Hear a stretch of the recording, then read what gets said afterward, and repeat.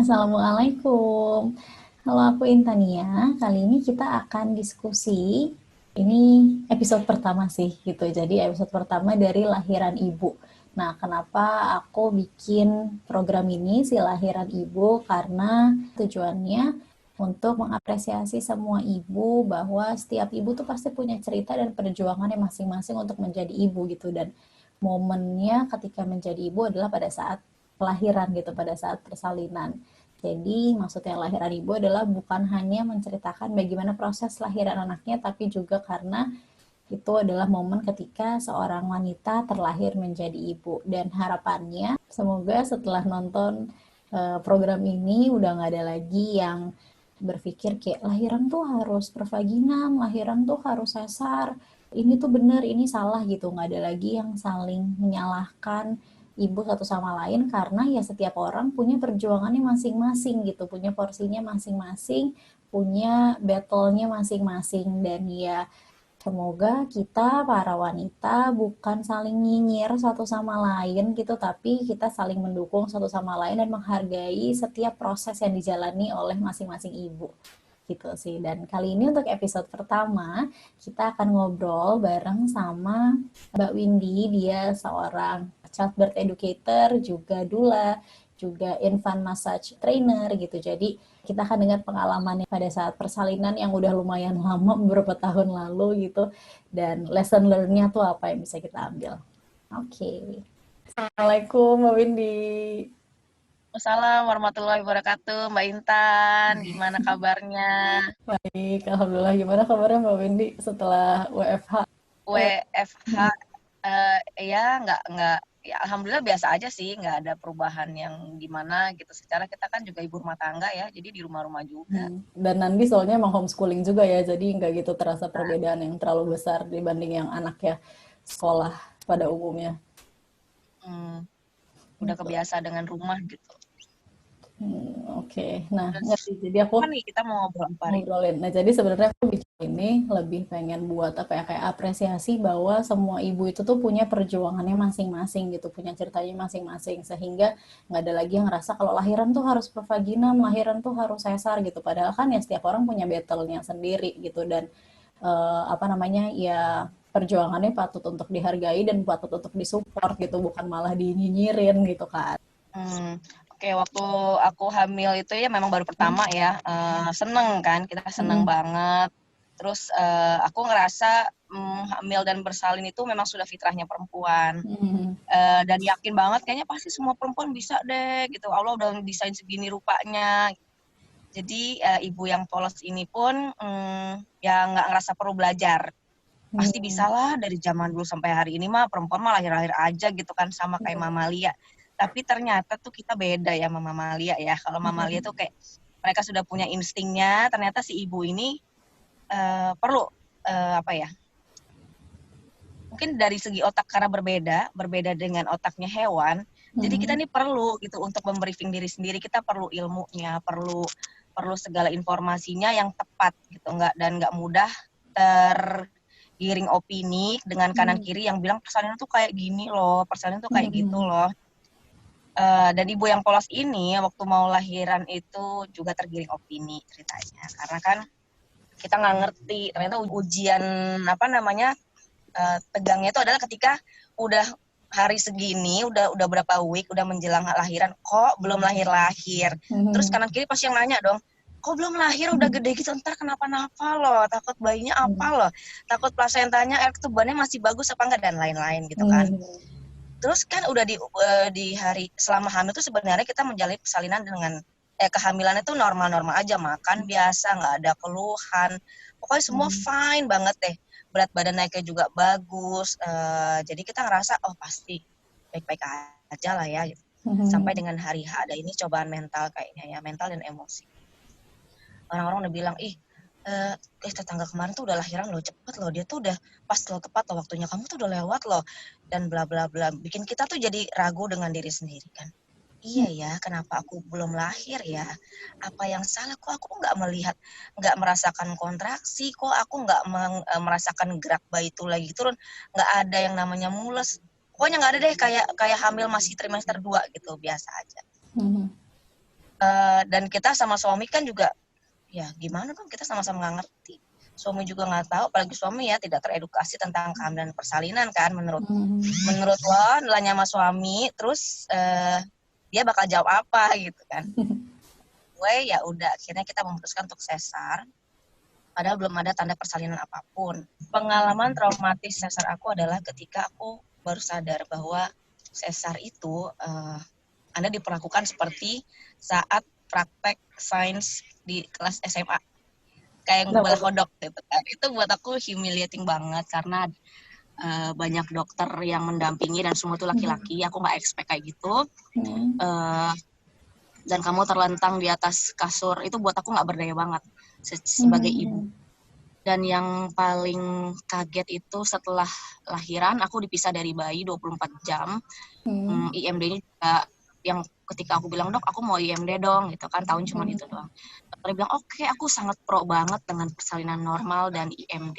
IMD itu cuma ditempel aja dan dibawa 24 jam. Bayangin, kita sebagai ibu, kalau mama lihat aja nih kucing nih kalau lahiran, pasti dia nggak mau bayinya dipisah, gitu kan. Betul. 24 jam itu dipisah, setelah dikembalikan 24 jam, mungkin aku waktu itu nggak milih-milih rumah sakit juga, nggak ngecek rumah sakit yang cocok buat aku tuh apa ya.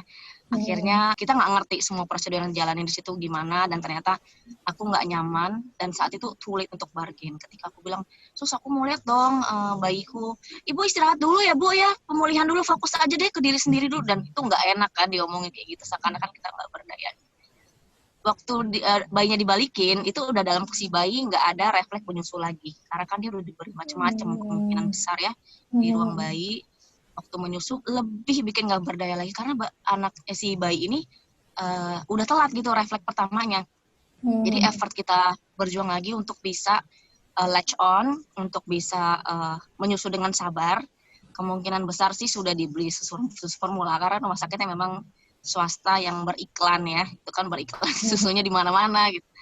Jadinya kayaknya dia udah dikasih dot gitu. Susunya latch on pertama agak sulit, itu aku butuh waktu satu mingguan untuk latch on. Terus dia juga nangis di malam pertama sampai hari ketiga, itu membuat kita aduh depresi banget, ini tuh mesti gimana ya. Akhirnya dapatlah susu formula. Nah, susu formula ini diberikan dengan cara apa, tau nggak? Maksudnya bukan medianya ya. Orang-orang yang perhatian banget yang datang ke rumah, udahlah bayinya tuh udah nangis-nangis, kasihan, udah ibu beliin susu deh kalau nggak punya uang.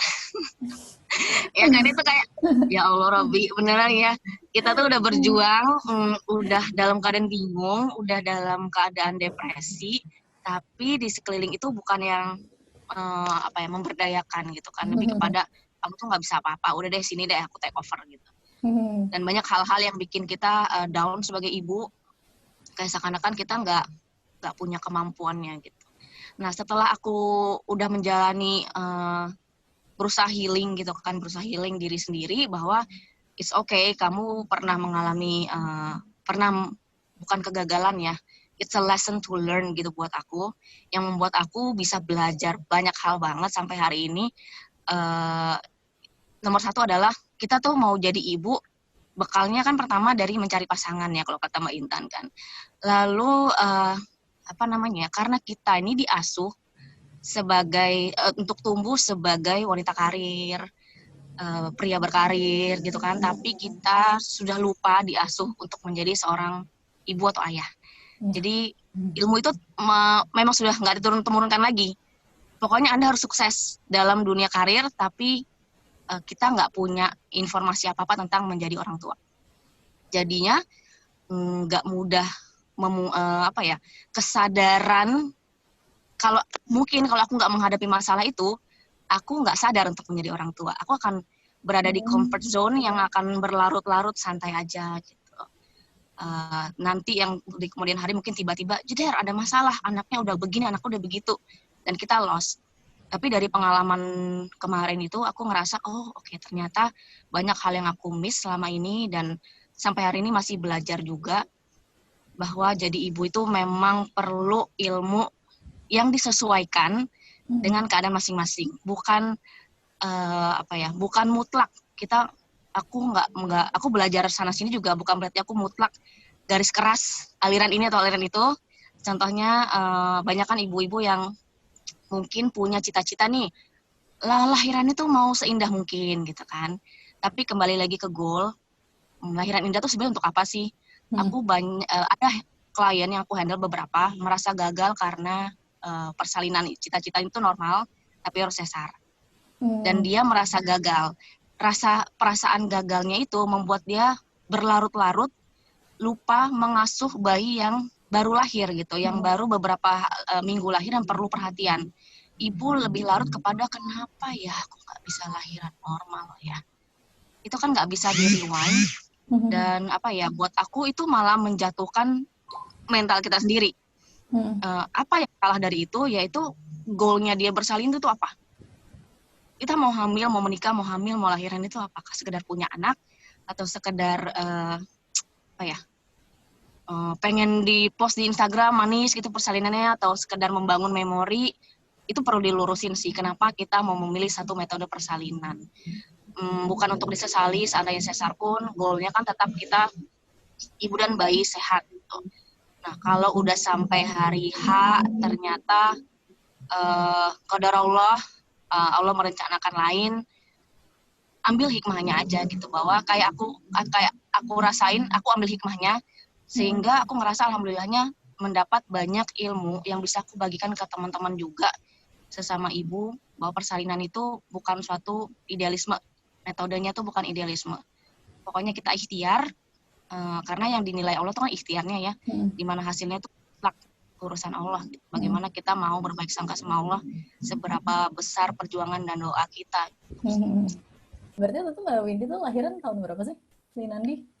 2010 September.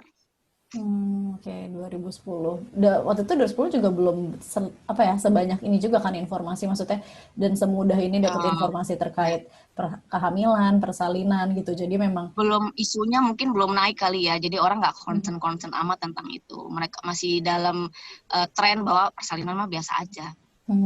Terus berarti waktu itu nanti di sesar pas minggu keberapa? Masih ingat nggak tuh, Mbak? Menurut HPL itu 39 minggu 3 hari, tapi kalau hari HPHT-nya kayaknya di bawah itu. Karena waktu lahir, tempurung kepalanya tuh belum nutup loh. Jadi kayak masih lembek gitu berarti kepalanya? Masih ada lembek, ada bagian yang lembeknya dan kayak transparan see-through gitu.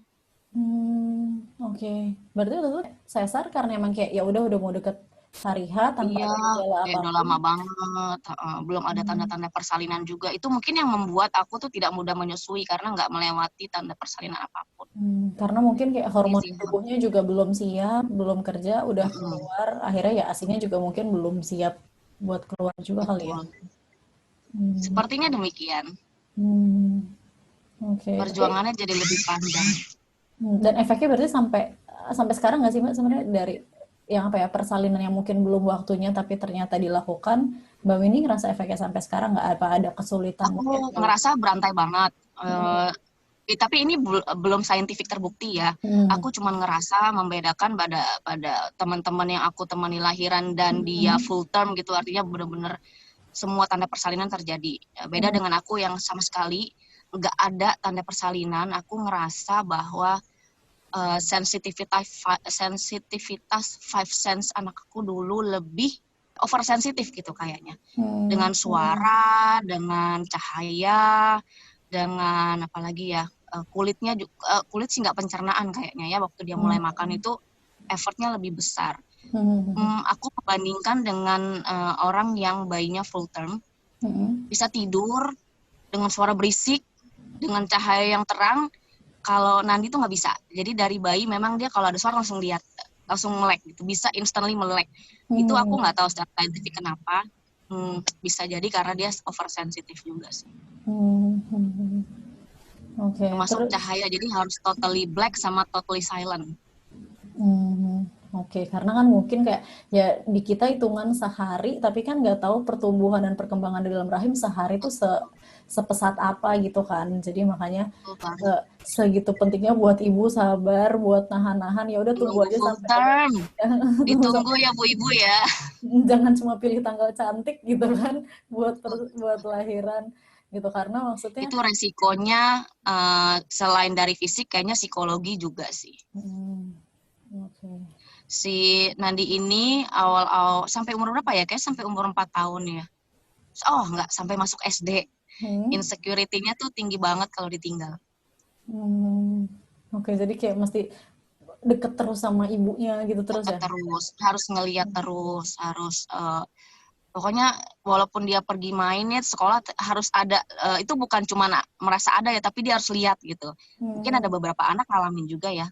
Aku nggak tahu nih karena faktor persalinannya dipotong HPL-nya atau hmm, gimana, tapi sampai SD gitu loh, lumayan panjang kan. hmm, Walaupun udah aku sampai ke psikolog, apa namanya, ngetes apakah secara hmm, secara psikologis dia itu siap untuk masuk usia sekolah. Psikolognya bilang, "Siap kok, Bu, setelah kemampuan bisa." Tapi hmm, ternyata pas diantar ya nangis-nangis juga. Itu cukup lama. Biasanya kan kalau anak-anak, aku denger mostly cerita 3 bulan deh gitu kan, 3 bulan pertama. Ini sampai 1 tahun. oke perjuangan sekali ya. Berarti kayak tiap hari mesti Padahal dia itu menurut aku dia lumayan mandiri, apa-apa bisa gitu kan. Tapi hmm, memang nggak bisa ditinggal aja. oke. Terus aku jadi kepikiran, apakah mungkin itu juga jadi salah satu apa ya faktornya tuh karena pas abis lahiran langsung dibawa cabut gitu loh, enggak langsung Nah, ibunya. bisa. Karena kan, Menurut aku semua intervensi yang terjadi padaku itu berdampak pada si bayi secara fisik, mental, emosi, ya, psikologi semua deh. Dan itu lama ya. Kalau apalagi kalau kita nggak sadar dibiarin berlarut-larut gitu lama, bisa jadi berefek bola salju. Kebayang nggak kalau aku paksa, udah kamu nggak usah ikut mama, kamu sana aja gitu kan? Ya, kebayang nggak itu efek saljunya kayak apa? I cannot imagine. iya. Ya alhamdulillah ya maksudnya Mbak Windy mungkin karena bantuan dari lingkungan juga akhirnya ya tersadar bahwa kayak ya memang harus do something nggak ngikutin apa yang terjadi aja gitu nggak sih? Jadi kayak makanya sekarang Mbak Windy belajar Alhamdulillah. banyak banget, akhirnya juga jadi childbirth educator kan juga mungkin faktornya karena mengalami pengalaman yang kayak gitu jadi pengen berbagi ke ibu lain. Ya, alhamdulillah. Aku tuh, masya Allah, Allah kasih kesempatan untuk menyadari ya bahwa Hmm. berjuang itu sendirian tuh perih banget. Berjuang Hmm. sendirian tuh, ya, aduh ini mau apa lagi ya, mau mesti gimana lagi ya, no clue, nggak ada senderan, nggak ada patokan, nggak ada resources yang kita bisa percaya. Karena semua orang ngomongnya dengan nggak semua orang sih, mostly yang di lingkungan kita itu ngomongnya, kamu tuh harusnya begini, kenapa kamu dulu nggak gitu, harusnya kamu dan harusnya kamu. Itu kan Nggak bisa diulang juga ya membuat aku, sebenarnya. iya, kalimat itu nggak memberdayakan banget. Ya itu cukup lama bikin aku nesting, Hmm. bener-bener gak dengerin siapapun. Aku fokus, ya mungkin agak-agak jadi kayak psikopat baby blues juga ya, Hmm. fokus pada diri aku dan mendengarkan bayi. Karena Hmm. sebagai ibu ya, sense waktu lahiran sesar yang tanpa tanda-tanda persalinan, kita tuh bingung loh megang bayi, nggak seperti ibu pada umumnya, aduh happy ada bayi gitu. Kita Hmm. bingung. Uh, aku rasa secara mental itu nggak nyampe kita. Sense buat jadi ibunya tuh nggak nyampe gitu. Jadi aku perlu mengasah itu lagi, aku perlu mengenal bayi lagi, tapi dengan ada intervensi kanan kiri membuat aku back off, aku nggak mau terima intervensi apapun. Akhirnya aku benar-benar sendiri. Itu di rumah tuh berdua doang, karena suami kan kerja di luar kota ya. Cuma Hmm. berdua doang, sambil nangis, sambil megangin bayi gitu. Terus Aduh, kebayang sih. alhamdulillah nggak sampai ngapa-ngapain ya, nggak sampai depresi yang berlebihan gitu ya. Cuman Hmm. aku maksa diri banget untuk bisa nyusu. Jadi tuh abis suplementasi ya formula, aku langsung susuin si Nandi sampai berjam-jam, sampai tidur bareng, melek nyusu lagi, terus kasih susu formula, terus nyusu lagi, like nonstop gitu. Hmm. Nggak tahu usahanya itu benar atau salah ya, tapi aku menjalani itu karena secara insting I need to do it. Hmm. Iya, berarti maksudnya walaupun lingkungan tuh ngomongnya segala macem, kita tuh bener-bener harus ngedengerin diri kita dan ngedengerin si bayi dan bener-bener harus berusaha peka semaksimal mungkin karena kan ya kita punya dikasih insting sebagai ibu kan dan jangan sampai itu tergerus karena omongan orang dan kayak walaupun suami Mbak Windy di luar kota, supportnya waktu itu kayak gimana Mbak? Supportnya paling by phone ya, Hmm. karena entah kenapa dulu aku ngerasa aku lebih butuh waktu untuk sendiri. Hmm. Jadi kayak udah deh aku nggak kuat gitu loh untuk dengerin komen orang, Hmm. nggak kuat, nggak bisa expect any more comments gitu. Aku lebih baik nggak, aku just listen to myself and my baby udah. Hmm. Jadi suami nggak bantu pun ngerasa nggak apa-apa, nggak dibantu nggak apa-apa, I just need my time gitu. Hmm. Dia sendiri kan juga no clue ya mau bantu dari mana, kalau misalkan bantunya salah ntar aku ngomel jadi berantem gitu. Jadi dia cuman kayak ngasih support by apa sih, nanya kabar bayinya gimana, terus kirim foto segala macam. Berarti memang kayak ternyata pilihan buat berdua doang sama bayi malah jadi jauh lebih baik dibanding di apa ya ditemenin sama lingkungan yang nggak memberdayakan. Nah, itu saat itu untuk aku ya, mungkin orang Hmm. lain mungkin berbeda. Hmm. Karena ada karakter orang yang suka rame, suka Ya. ngobrol, suka ada temennya, sedangkan aku saat itu ngerasa butuhnya sendiri. Hmm. Nggak semua ibu bisa juga ya sendiri tuh, bisa bukan berarti aman. Hmm. Kita nggak tahu sih situasinya, tapi Ya, kalau bisa get help. bener sih emang yang ya yang paling ini kan sebenarnya satu orang lingkungannya sadar kita kenapa. Cuma kalau misal memang lingkungannya nggak sadar, mesti dari kitanya buat cari bantuan juga gitu. Kemarin juga Betul. temanku juga dia tersadarkannya sama ibunya terus habis itu langsung cari bantuan ke psikiater gitu. Jadi kayak makanya ya walaupun kita sendiri ngerasa ini kita bisa nih ngelakuin ini sendiri Ya, tapi at some point tuh memang butuh bantuan dan makanya kenapa untuk saat ini, maksudnya di lingkungan yang sekarang, ya butuh support system yang benar-benar bisa ngebantu. Yang setidaknya tadi kata Mbak Windy, jangan sampai benar-benar ngerasa sendirian karena ya sebenarnya apa yang dijalanin sebagai ibu tuh mungkin sebenarnya ibu lain tuh juga ngerasain, cuma kita nggak tahu aja itu tuh ada di mana terjadinya. pasti. Kalau menurut Mbak Windy nih, apa sih benar-benar lesson learn yang butuh diketahui oleh ibu lainnya? Buat aku persalinan di zaman modern ini, di zaman serba sosmed, perjalanan hidup Anda, persalinan Anda, pengasuhan Anda itu bukan sebuah persaingan. Hmm. Jadi make sure kamu punya goal sendiri-sendiri. Goal hidup kalian apa, goal keluarga kalian itu apa, goal pengasuhan itu apa, dibuat tanpa copy paste. Maksudnya kita boleh mengambil inspirasi dari orang, tapi bukan berarti kita harus bersaing-saing dengan orang gitu kan. Hmm. Punya goal itu sehingga kita tuh nggak terombang-ambing untuk yang kanan tuh begini, yang kiri tuh begini, kata yang kanan begitu, kata yang kiri begini. Ketika kita punya goal, punya tujuan jangka panjang, kita perlu mencari resources untuk mencapainya tuh gimana caranya, Hmm. sesuai dengan agamanya masing-masing. Jadi kita nggak terombang-ambing. Kita ketika orang sudah um, achieve A atau achieve B, kita tahu goal kita mungkin nggak ke situ. Hmm. Atau goal kita A itu masih nanti deh, aku lagi prioritas B nih misalnya. Kita nggak pikiran kita itu nggak fokus pada persaingan. Terima kasih banyak Mbak Windy. Mungkin kalau misalnya aku sum Sama. up tadi dari awal, yang butuh diperhatikan pertama adalah untuk menjadi ibu dan menjadi orang tua itu butuh ilmu karena ya tadi di sekolah kita nggak pernah diajarin, di budaya kita juga nggak diajarin gimana caranya menjadi orang tua dan dengan segala kemudahan informasi yang sudah tersedia di zaman sekarang gitu, jadi harusnya memudahkan kita untuk cari ilmu lagi.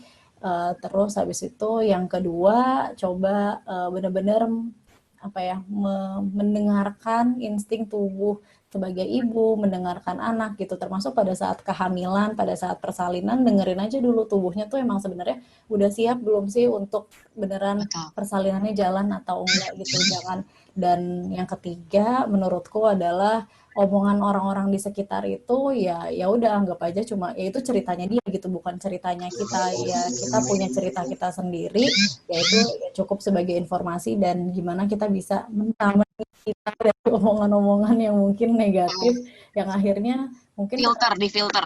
difilter supaya kita nggak jadi masuk ke dalam situ juga gitu kan, karena ya gimana pun omongan orang tuh bakal selalu ada ya mungkin karena orang niatnya mungkin baik ya karena Ya, perhatian gitu tapi ya mungkin jadinya caranya atau yang kita terimanya tuh jadi beda sesuai dengan niatnya mereka gitu. Dan ya yang keempat adalah beneran bikin set goals, bener-bener tujuan kita tuh apa sih menjalani ini gitu. Jadi supaya Penting. bukan cuma ngincer yang remeh-temehnya aja gitu, yang cuma Mm. terlihat atau misalnya omongan orang tuh apa, tapi bener-bener yang paling utamanya apa sih tujuan dari kita hamil, melahirkan dan menjadi orang tua gitu. Karena kan ya sebenarnya jauh lebih besar dibanding itu. Ini tuh dinilai gitu semua apa yang kita lakukan gitu. Tapi ya tetap hasil akhirnya itu udah kehendaknya Allah Masya gitu. Allah.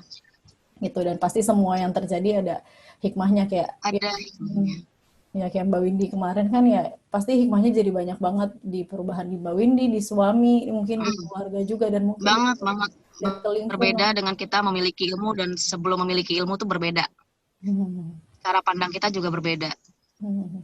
Gitu. Oke, jadi penting banget untuk berilmu dan berdaya sebagai orang tua dan calon orang tua mungkin yang lagi hamil gitu. Oke, terakhir deh Mbak Windy, singkat aja makna persalinan buat Mbak Windy apa? Makna persalinan buat aku ibadah. Singkat banget kan?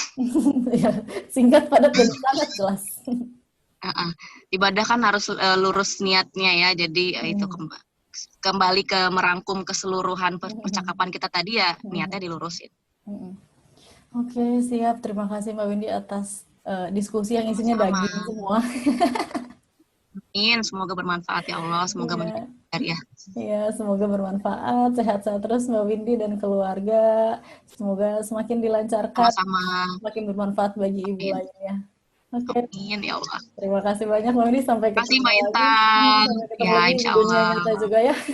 Sudah lama kita tidak bertemu. Uh-uh. Ya, baik kalau gitu. Assalamualaikum warahmatullahi Waalaikumsalam. wabarakatuh. Waalaikumsalam warahmatullahi wabarakatuh.